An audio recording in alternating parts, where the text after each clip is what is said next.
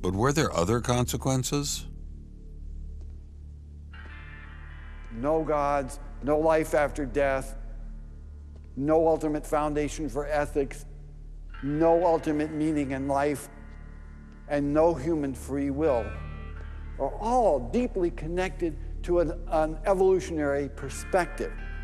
You're here today and you're gone tomorrow, and that's all there is to it.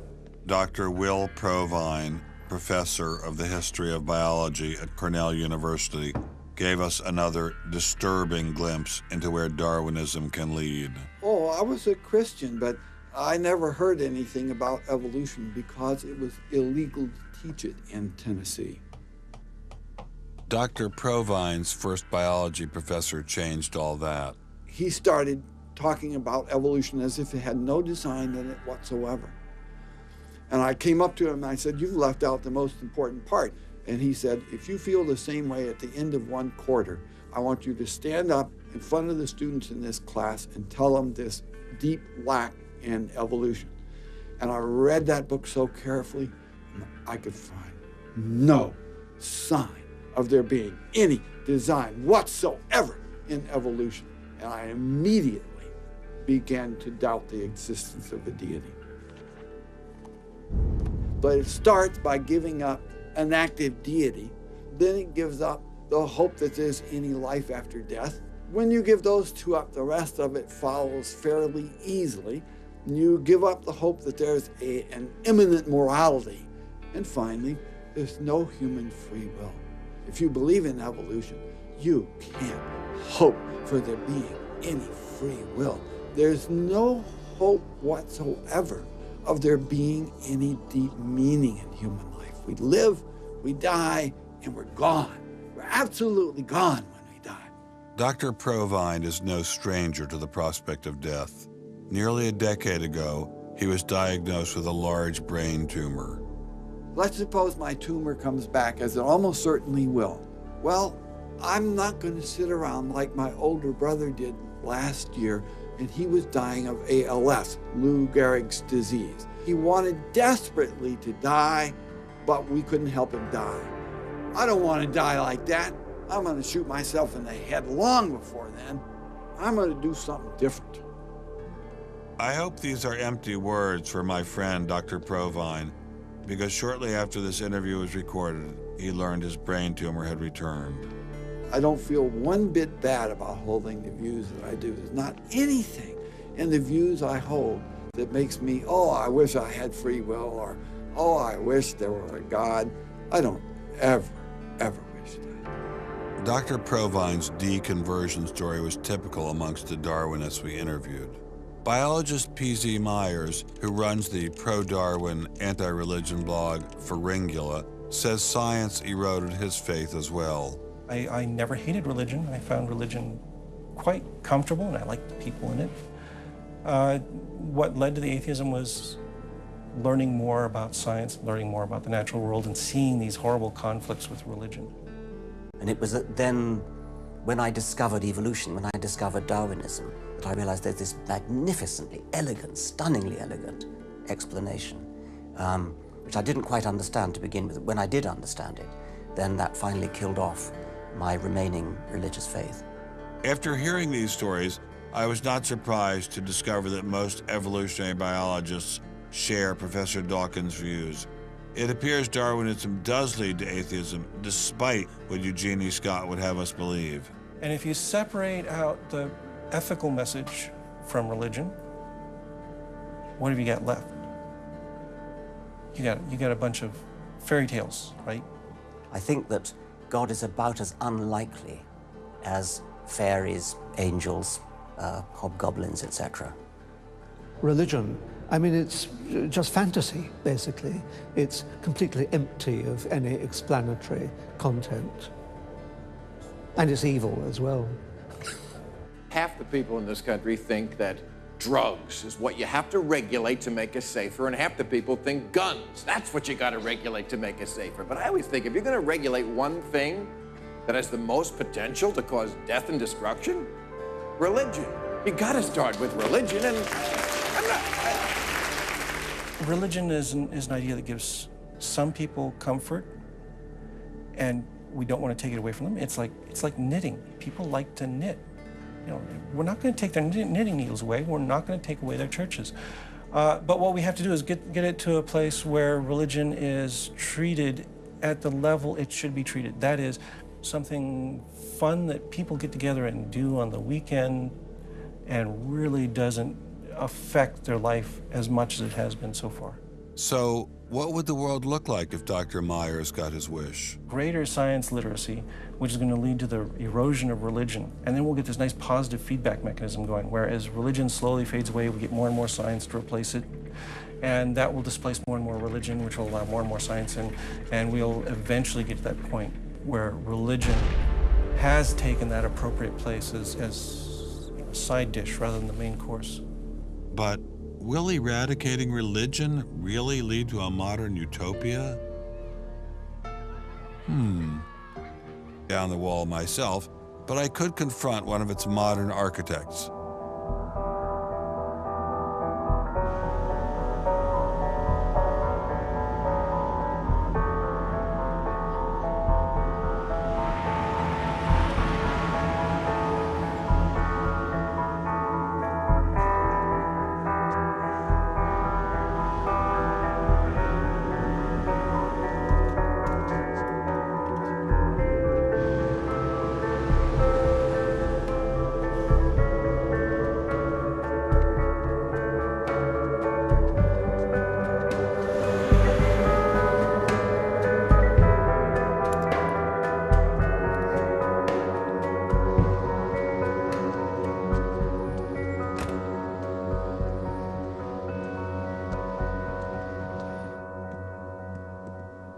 Hello, Professor Dawkins. How are you? I'm Ben Stein. I'm so sorry to keep you waiting. How are you? Fine, thank you. You have written that God is a psychotic delinquent invented by mad, deluded people. No, I didn't say quite that. I said something rather better than that. Oh, well, please tell us what you said. Please tell us what you said. Well, I would have to read it from the book. No, please. The God of the Old Testament is arguably the most unpleasant character in all fiction. Jealous and proud of it, a petty, unjust, unforgiving control freak, a vindictive, bloodthirsty ethnic cleanser, a misogynistic, homophobic, racist, infanticidal, genocidal, filicidal, pestilential, megalomaniacal, sadomasochistic, capriciously malevolent bully. So that's what you think of God? Yeah. How about if people believed in a God of infinite lovingness and kindness and forgiveness and generosity, sort of like the modern day God? Why spoil it for them? Oh, why not just let them have their fun and enjoy it? I mean, I don't want to spoil anything for anybody. I write a book, people can read it if they want to. I believe that it is a liberating thing to free yourself from primitive superstition. So religion is a primitive superstition? Oh, I think it is, yes. So you believe it's liberating to tell people that there is no God? I think a lot of people, when they give up God, feel a great sense of release and freedom. Why do you think that? I mean, what's your you're a scientist, what's your data? I think, well, I've had a lot of letters saying that, and There are 8 billion people in the world, Dr. Dawkins. How many letters have you had? No, I haven't done that. That's quite true. Professor Dawkins seemed so convinced that God doesn't exist that I wondered if he would be willing to put a number on it. Well, it's hard to put a figure on it, but I mean, I'd put it as something like, 99% against or something. Well, how do you know it's 99% against, say, not 97%? No, I did. You asked me to put a figure on it, and I'm not comfortable putting a figure on it. I just think it's very unlikely. What? But you couldn't put a number on it? No, of course not. So it could be 49%. Well, it would be. I mean, I think it's unlikely, and it's quite far from 50%. How do you know? I don't know. I mean, I put an argument in the book. Well, then who did create the heavens and the earth? Why do you use the word who? You see, you immediately beg the question by using the word who. Well, then how did it get created? Well, by a very slow process. Well, how did it start? Nobody knows how it started. We know the kind of event that it must have been. We know the sort of event that must have happened for the origin of life. What was that? It was the origin of the first self-replicating molecule. Right, and how did that happen? I told you we don't know. So you have no idea how it started? No, nor has anybody. Nor has anyone else. What do you think is the possibility that intelligent design might turn out to be the answer to some issues in genetics or in evolution? It could come about in the following way. It could be that at some earlier time, somewhere in the universe, a civilization evolved by probably some kind of Darwinian means to a very, very high level of technology and designed a form of life that they seeded onto perhaps this planet. Now, that is a possibility and an intriguing possibility. And I suppose it's possible that you might find evidence for that if you look at the details of biochemistry, molecular biology. You might find a signature of some sort of designer. Wait a second. Richard Dawkins thought intelligent design might be a legitimate pursuit?